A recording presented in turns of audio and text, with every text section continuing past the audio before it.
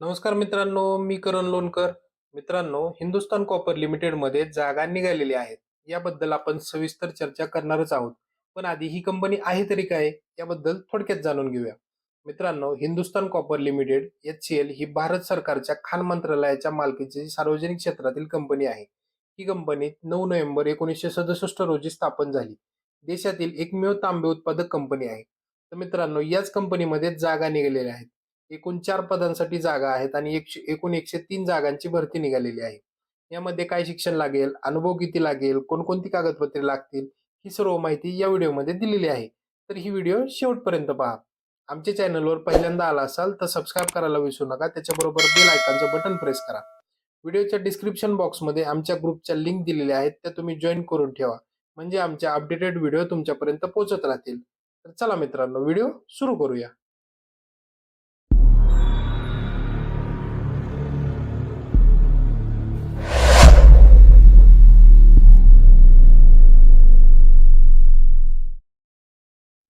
तर मित्रांनो, आपण ही हिंदुस्थान कॉपर लिमिटेडची जी जाहिरात आहे ती जाहिरात आपण पाहतोय. तर या जाहिरातीमध्ये काय काय बेसिकच्या गोष्टी असतात ज्या आपल्याला गरजेच्या आहेत एखादा फॉर्म भरताना, किंवा आपल्याला आपलं एज्युकेशन असेल किंवा आपले डॉक्युमेंट्स असतील तर ते काय काय लागणार आहेत, तर त्याच्या संबंधीची ही जाहिरात असते. तर आपण ती थोडक्यात समजून घेऊया, म्हणजे आपल्या लक्षात येईल की नेमकं काय काय याच्यामध्ये आहे. सगळ्यात महत्वाचा आणि पहिला पार्ट येतो तो म्हणजे एकूण व्हॅकन्सी. तर इथं व्हॅकन्सीज जर पाहिल्या तर पोस्ट वाईज तुम्हाला दिलेलं आहे, कॅटेगरी वाईज. तर किती कॅटेगरी वाईज कुठल्या कुठल्या याला तुम्हाला दिलेलं आहे ते बघूया. SC आहे, UR आहे, ST आहे, OBC आहे, EWS आहे आणि टोटल दिलेलं आहे. म्हणजे बेसिकली जर पाहिलं तर एकूण ज्या व्हॅकन्सीज आहेत त्या व्हॅकन्सी 4 आहेत. 4 व्हॅकन्सी मध्ये तुम्हाला सांगितलेलं आहे ते चार जुमन इलेक्ट्रिकल, इलेक्ट्रिशियन इलेक्ट्रिशियन बी आणि वेड बी, असे टोटल 4 पोस्ट आहेत. 4 पोस्ट साठी तुम्हाला प्रत्येकी 4 जुमनसाठी एकूण सगळ्या कॅटेगरी पकडून 24 पोस्ट आहेत. इलेक्ट्रिशियन ए साठी 24, इलेक्ट्रिशियन बी साठी 24, वेब बी साठी 24, 7. अशा पद्धतीचे हे तुम्हाला दिलेलं आहे. त्याच्यानंतर जर खाली पाहिलं आपण, तो qualification and post, sorry, educational qualification and post qualification experience, म्हणजे ज्या काही गोष्टी तुम्हाला शिक्षण जे म्हणतो आपण, तर ते शिक्षण आणि त्याच्या रिलेटेड ज्या गोष्टी आहेत त्याच्यामध्ये या बॉक्समध्ये आपल्याला दिलेल्या आहेत. त्याच्यामध्ये तुम्हाला पोस्ट नेम आहे चार्जमन इलेक्ट्रिशियन, आणि त्याच्यामध्ये तुम्हाला सांगितलेलं आहे. आता त्यामध्ये आपल्याला काय काय सांगितलेलं आहे ते पाहूया आपण. सगळ्यात पहिल्यांदा स्केल. स्केल काय आहे? 10 स्केल ऑफ पे 28,740, 3%, म्हणजे साधारणतः तुम्हाला 72,110 रुपये स्केल पडणार आहे. एज्युकेशनल क्वालिफिकेशन तुम्हाला काय काय लागणार आहे, तर त्याच्यामध्ये त्यांनी सांगितलंय diploma in electrical engineer with 1 year experience in mining installation as supervisor after acquiring supervisor certificate of competency covering mining installation issue by the appropriate government. म्हणजे जे काय तुमचं एक्सपिरियन्स, तुमचं जे काय कुठलं डिग्री सर्टिफिकेट आहे तर ते डिग्री सर्टिफिकेट त्याच्याबरोबर तुमचा एक्सपिरियन्स, ह्या गोष्टी तुम्हाला याच्यामध्ये लागणार आहेत. त्यानंतर स्टेटस ऑफ सर्टिफिकेट, म्हणजे तुमचं जे काही सर्टिफिकेटचं स्टेटस आहे ते तुम्हाला याच्यामध्ये सांगितलेलं आहे. बाकीचं अजून आहे ITI, ITI, त्यानंतर 3 वर्षाचा एक्सपिरियन्स तुम्हाला पाहिजे. अशा बऱ्याचशा गोष्टी आहेत, तुम्ही या पाहू शकता. त्यानंतर 10वी किंवा 10th पास, म्हणजे 10वी पास आणि 5 वर्षाचा एक्सपिरियन्स तुम्हाला लागणार आहे मायनिंग इन्स्टॉलेशन मध्ये. तर या गोष्टी त्यांनी त्याच्यामध्ये दिलेल्या आहेत. अजून याच्यामध्ये आपल्याला काय काय दिलेलं आहे आपण ते पाहून घेऊया. तर इथे बघा, इलेक्ट्रिशियन ए. इलेक्ट्रिशियन ए मध्ये त्यांनी सांगितलेलं जे आता आपण पाहिलं तसंच स्केल. त्यानंतर तुमचा जो काही एक्सपिरियन्स आहे तो एक्सपिरियन्स त्यांनी सांगितलेला आहे ITI electrician with 4 year experience as a electrician, or 10वी पास विथ 7 वर्षाचा एक्सपिरियन्स ॲज अ इलेक्ट्रिशियन. 10वी पास नंतर तुमचा 7 वर्षाचा एक्सपिरियन्स पाहिजे इलेक्ट्रिशियन म्हणून काम केलेला. त्याच्यानंतर should process valid wireman permit from government electrical inspector, म्हणजे तुमच्याकडे जे परमिट आहे तर ते परमिट तुमच्याकडे लागणार आहे, व्हॅलिड असणार. त्यानंतर जी 3 नंबरची पोस्ट आहे, ती 3 नंबरची पोस्ट आपल्याला दिलेली इलेक्ट्रिशियन बी. तर त्याच्यामध्ये तुम्हाला साधारणतः टेंटेटिव्ह पगार दिलेला आहे 28,280 ते 57,640. त्याच्यामध्ये तुम्हाला ITI इलेक्ट्रिकल लागणार आहे आणि 3 वर्षाचा एक्सपिरियन्स लागणार आहे इलेक्ट्रिशियन मध्ये. किंवा तुम्हाला 10वी पास आणि 6 वर्षाचा एक्सपिरियन्स लागणार आहे. यापैकी जे असेल ऑर दिलेलं आहे इथे जर पाहिलं तुम्ही तर याच्यामध्ये त्यांनी ऑर दिलेलं आहे. ऑर म्हणजे जे कुठलं तुमचं पहिल्यांदा झालेलं असेल किंवा तुमच्याकडे ते आहे, तर त्यानुसार तुम्ही ते करू शकता. इथे पण सेम क्रायटेरिया आहे. Should process wild valid wireman permit from government electrician inspector. म्हणजे तुमच्याकडे ते जे परमिट आहे तर ते परमिट तुमच्याकडे असलं पाहिजे. त्यानंतर 4 नंबरची पोस्ट आहे वेट बी. त्याच्यामध्ये तुम्हाला 28,280 ते 57,640 पर्यंत तुम्हाला पेमेंट मिळणार आहे. एज्युकेशन क्वालिफिकेशन तुम्हाला लागणार आहे diploma 1 year experience with relevant field. म्हणजे फील्डवरचा तुम्हाला एक्सपिरियन्स पाहिजे किंवा graduation as a BA, BSc, BCom, BBA with 1 year experience relevant field. फील्डचा तुम्हाला एक्सपिरियन्स लागणार आहे. त्यानंतर apprenticeship with 3 year experience in relevant field. जे कुठली फील्ड आहे त्या फील्डनुसार तुमचा एक्सपिरियन्स आणि अप्रेंटिसशिप पाहिजे किंवा 10वी पास 6 वर्षाचा एक्सपिरियन्स पाहिजे तुम्हाला. अशा गोष्टी ऑर दिलेल्या आहे. याच्यामध्ये 4 गोष्टी आहेत, त्या 4 मध्ये कुठलेही ऑर आहे म्हणजे कुठलंही तुम्हाला एक करायचं आहे. त्यानंतर valid first class winding engine driver certificate. म्हणजे तुम्हाला फर्स्ट क्लास मधनं इंजिन ड्रायव्हरचं सर्टिफिकेट तुम्हाला कंपल्सरी लागणार आहे. त्याच्याशिवाय तुम्ही पुढच्या गोष्टींकडे जाऊ शकत नाहीये. त्याच्यानंतर पुढचा पार्ट येतो तो म्हणजे opening and closing date online application. म्हणजे तुमची जी फॉर्म ओपन करायची म्हणजे फॉर्म सबमिट करण्यासाठीची वेबसाईट आणि क्लोजिंगची म्हणजे दोन्हीची जी लास्ट डेट आहे, ओपनिंगची स्टार्टिंग डेट आणि क्लोजिंगची लास्ट डेट, तर त्या दोन्ही याच्यामध्ये तुम्हाला दिलेल्या आहेत. इथे 1 नंबरला तुम्हाला पाहता येईल opening date for submission online application. तर त्याच्यामध्ये तुम्हाला त्यांनी जी डेट दिलेली आहे तर ती डेट आहे तुमची 27 जानेवारी 2025 ला सुरुवात होत आहे 11 वाजता सकाळी. आणि तुमची शेवटची जी लास्ट डेट आहे सबमिशनची ती आहे 25 फेब्रुवारी 2025च्या मध्यरात्रीपर्यंत. मित्रांनो, हा टायमिंग आहे. या सरासरी बघितलं तर 2 दिवसाचा अंतर, 2 दिवस कमी तुम्हाला एकूण 1 महिना मिळत आहे. 1 महिन्याच्या कालावधीमध्ये तुम्हाला तुमचे जे काही डॉक्युमेंट्स असतील ते डॉक्युमेंट तुम्हाला जमा करायचे आहेत आणि हा फॉर्म तुम्हाला फिल करून घ्यायचा आहे. म्हणजे तुम्ही हिंदुस्तान कॉपरमध्ये जॉईन होऊ शकता. आता त्याच्यानंतर पुढचा पार्ट काय आहे आपण बघूया. ऍप्लिकेशन फीज म्हणजे तुम्ही जो काय ऍप्लिकेशन भरणार आहे तर त्या ऍप्लिकेशनसाठी असणारी फी काय आहे, सगळ्यात महत्वाचा पार्ट आहे. तर इथं त्यांनी दिलेले the general OBC EWS candidate are required to pay non refundable application process fees ₹500 only and all other candidate are exempted from paying fees.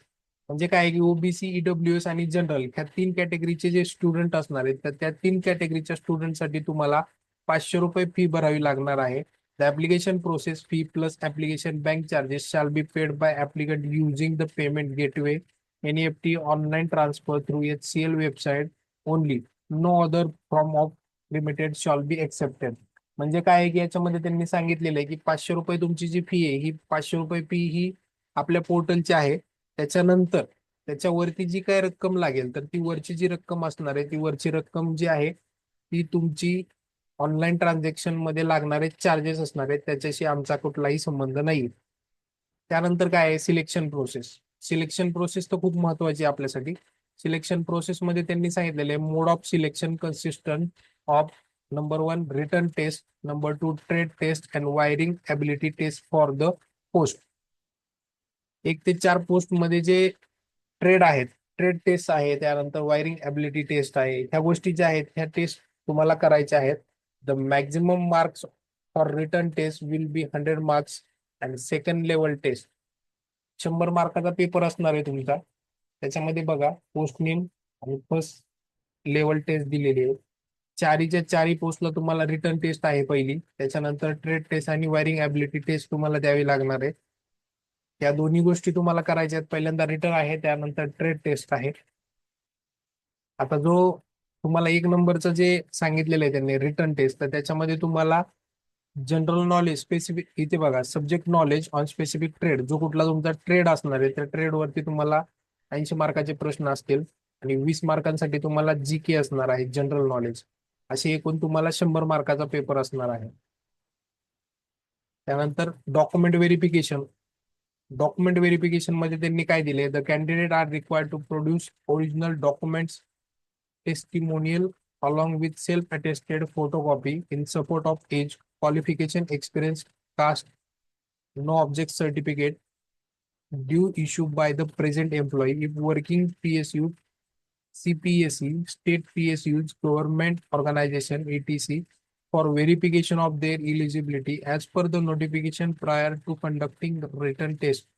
तुमची जी रिटर्न टेस्ट आहे त्याच्या आधी तुम्हाला हे सगळे डॉक्युमेंट तयार करून ठेवायचे आहेत, कारण हे तुम्हाला लागणार आहेत. त्यानंतर in support to their experience letter from previous current employee, म्हणजे जर समजा तुमच्याकडे एक्सपिरियन्स लेटर असेल प्रिव्हियस, ज्या पहिल्या कंपनीत काम केलं किंवा आता काम करत आहात तिथलं, candidate are required to submit evidence. म्हणजे जर तुमचा एक्सपिरियन्स तुम्ही जोडलेला आहे तर त्याचा एव्हिडन्स म्हणजे प्रूफ तुम्हाला जोडायचा आहे. त्यांनी एक्झाम्पल दिले, appointment letter by their previous current employers as they can make. जर समजा तुम्हाला अपॉइंटमेंट पाहिजे असेल तर तुम्हाला सॅलरी स्लिप, बँक स्टेटमेंट ह्या गोष्टी देणं प्रूफसाठी गरजेचं आहे. त्यानंतर UN मेंबर पासबुक, म्हणजे जो तुमचा PF चा पासबुक नंबर असतो तो देणं. त्यानंतर पोर्टल सर्व्हिस हिस्ट्री आहे तुमची. समजा आता तुम्ही एखाद्या कंपनीमध्ये जर जॉब करताय ना, तर त्याच्या कंपनीचा PF जसं जसं जमा होतो तसं तसं त्याची हिस्ट्री क्रिएट होत जाते. त्याला स्टेटमेंट पण म्हणतो, PF statement, PF trust certificate copy असती. या सगळ्या गोष्टी आहेत त्या प्रूफसाठी आपल्याला द्याव्या लागतात. त्याच्याशिवाय पुढची प्रोसेस होऊ नाही शकत. त्याच्यानंतर सगळ्यात महत्वाचा आणि पुढचा पार्ट आपण पाहूया. तर लागणारे रिक्वायर्ड डॉक्युमेंट्स आपल्याला काय काय आहेत. तर इथं बघा, नेम ऑफ पोस्ट एक नंबरला आहे, चार्जमन किंवा इलेक्ट्रिशियन. त्याच्यामध्ये तुम्हाला educational qualification, post qualification, experience. आता इथे एक्सपिरियन्स तुम्हाला काय लागणार आहे, diploma electrical engineer with 1 year experience in mining installation as supervisor after acquiring supervisory certificate of competency. म्हणजे तुम्हाला डिप्लोमा इलेक्ट्रिकल इंजिनियर झाल्यानंतर 1 वर्षाचा एक्सपिरियन्स लागणार आहे मायनिंग इन्स्टॉलेशनचा, सुपरवायझरचा. तो त्याचं तुम्हाला सर्टिफिकेट कंपल्सरी मित्रांनो लागणार आहे. त्यानंतर अजून document, list of document need to be upload online. आता ऑनलाईन तुम्हाला डॉक्युमेंट काय काय अपलोड करायचे आहेत मित्रांनो. तर 10वीचं मार्कशीट आहे किंवा सर्टिफिकेट आहे, बोर्डचं सर्टिफिकेट, ते तुम्हाला अपलोड करायचंय. 12वीचं मार्कशीट आहे ते तुम्हाला अपलोड करायचंय. कास्ट सर्टिफिकेट, जे जे कॅटेगरी वाईज आहेत ते त्या कॅटेगरी वाईज तुम्हाला कास्ट सर्टिफिकेट अपलोड करायचे. Consolidate marksheet, certificate of diploma in electrical engineering, graduate in electrical engineer if applicable. जे काय तुमचे डॉक्युमेंट मार्कशीट असणार आहेत इलेक्ट्रिशियनचे, इलेक्ट्रिकल इंजिनिअरिंगचे, तर ते तुम्हाला सबमिट करायचे आहेत. एक्सपिरियन्स सर्टिफिकेट तुम्हाला जोडायचं आहे. सुपरवायझर सर्टिफिकेट, सुपरवायझरी जी सर्टिफिकेट असणार आहे जे मायनिंगच्या वेळेस तुम्हाला मिळलेलं आहे, तर ते तुम्हाला द्यायचं आहे.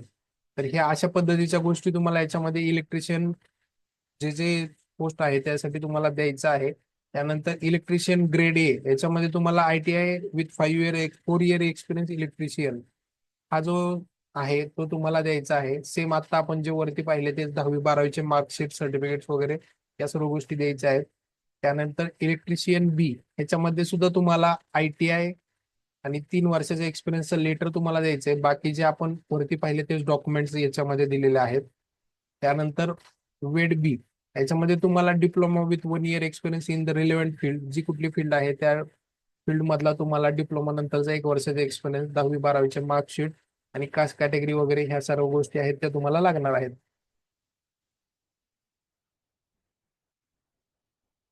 आता इथे बघा, इथे एक महत्वाची नोटीस आहे ती आपण थोडी वाचूया. After submitting the online application, ज्यावेळेस तुम्ही तुमचे ऑनलाईन ऍप्लिकेशन सबमिट करता त्याच्यानंतर the candidate should be print the candidate should print the computer generated online application acknowledgement slip, keep your copy there reference and records.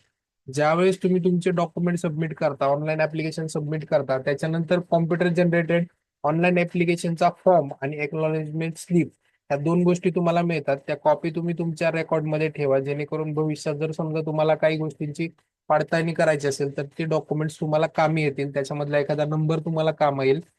त्यानंतर probation confirmation, सगळ्यात महत्वाचं part आहे probation आणि कन्फर्मेशन. कन्फर्मेशन म्हणजे तुम्ही on रोलवर आला, ज्याला आपण परमनंट म्हणतो. त्याच्यामध्ये त्यांनी सांगितलेलं आहे, selected candidate will be on probation for period of 6 months. म्हणजे ज्यावेळेस तुमच्या जो कुठला कॅन्डिडेट सिलेक्ट होणार आहे तर ते कॅन्डिडेट सिलेक्ट झाल्यानंतर 6 महिन्यासाठी त्याचा प्रोबेशन पिरियड असेल. That goes for the date of appointment. म्हणजे काय की 6 महिन्याचा जो पिरियड आहे, ज्या दिवशी तुम्हाला अपॉइंटमेंट असेल त्या दिवसापासूनचे ते 6 महिने पकडले जातील. तो कुठल्याही महिन्यात असू द्या, तिथून पुढे तुम्हाला 6 महिने पकडले जाणार आहेत.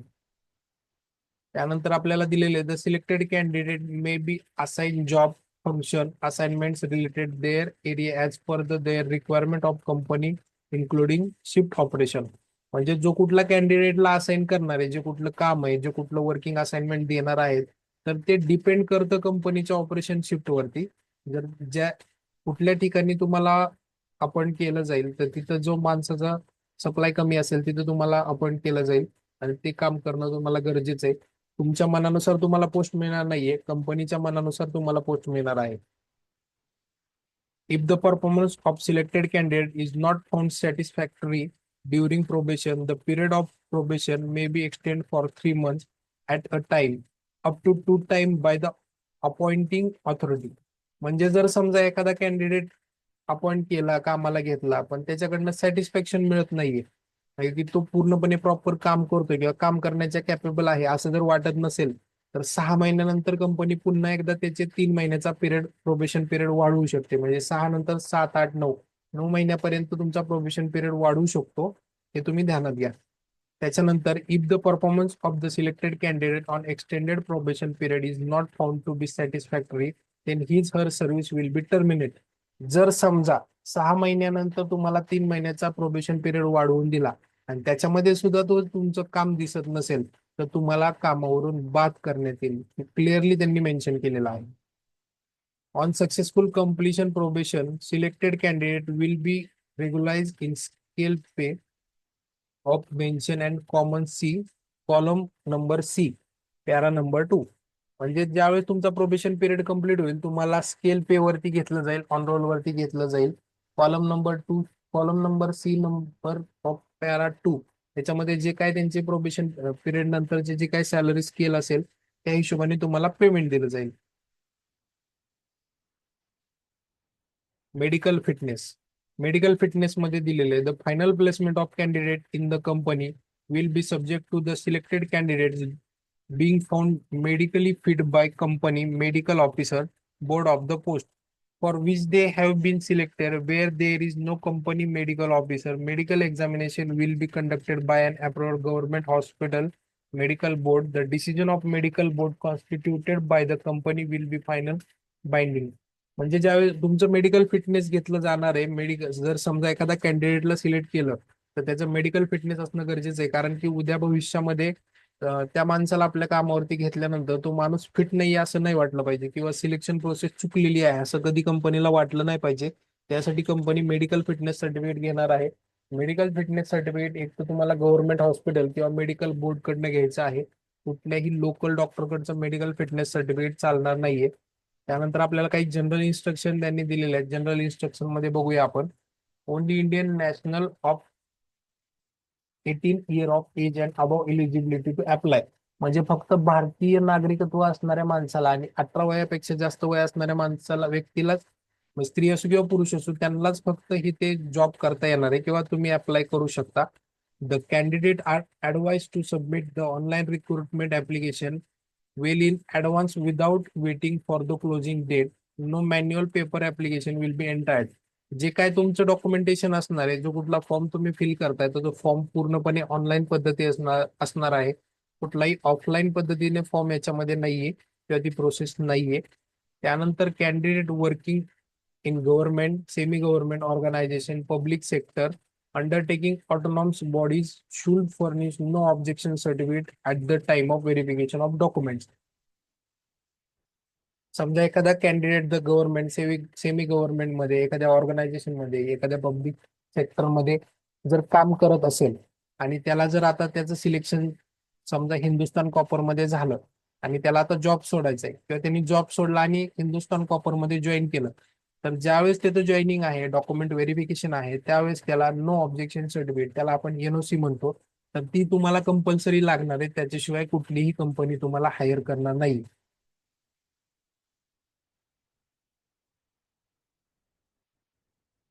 The internal candidate are eligible to apply as per rules of the company.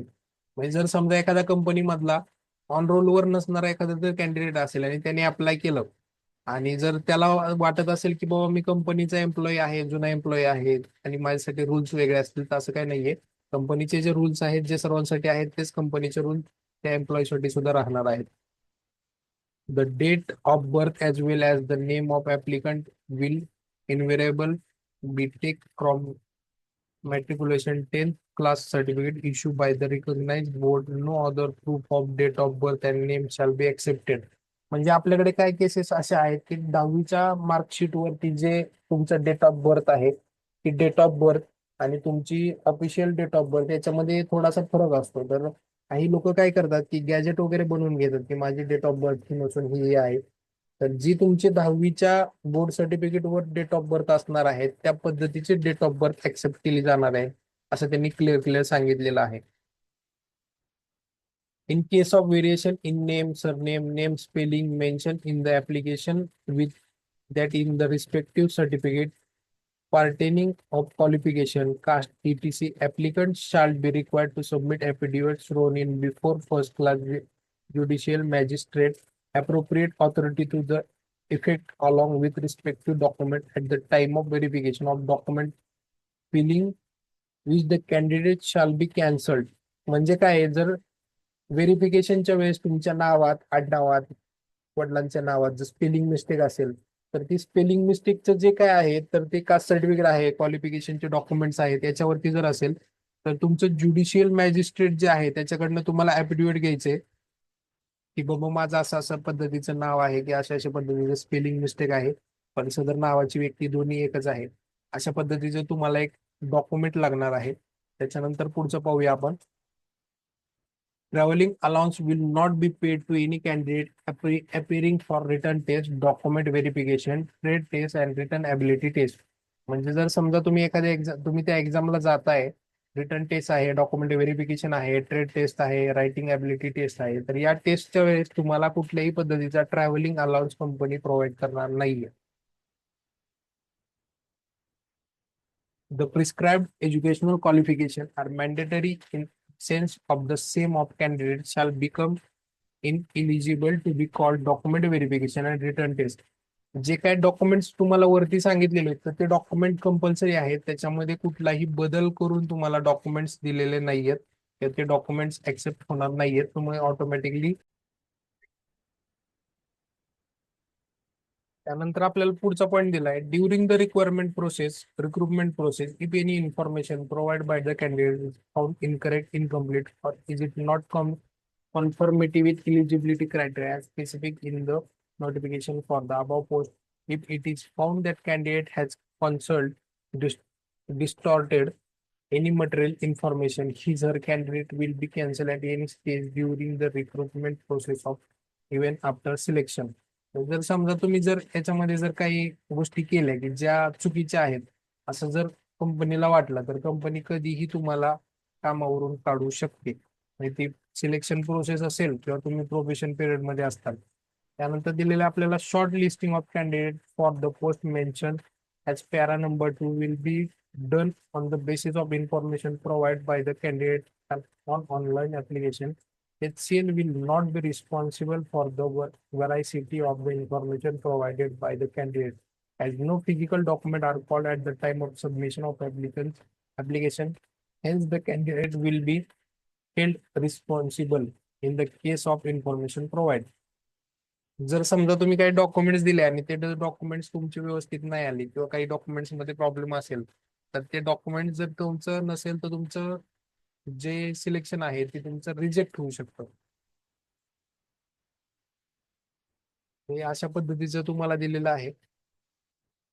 तर मित्रांनो ही जी पीडीएफ आहे ही जी जाहिरात तुम्हाला जर वाचायची असेल पूर्णपणे माहिती घ्यायची असेल तर ही जाहिरात माझ्या टेलिग्रामच्या लिंक वरती दिलेली आहे. टेलिग्रामचा जो माझा ग्रुप आहे तुम्ही टेलिग्रामला जाऊन सर्च करू शकता इनोव्हेशन इन्फॉर्मर.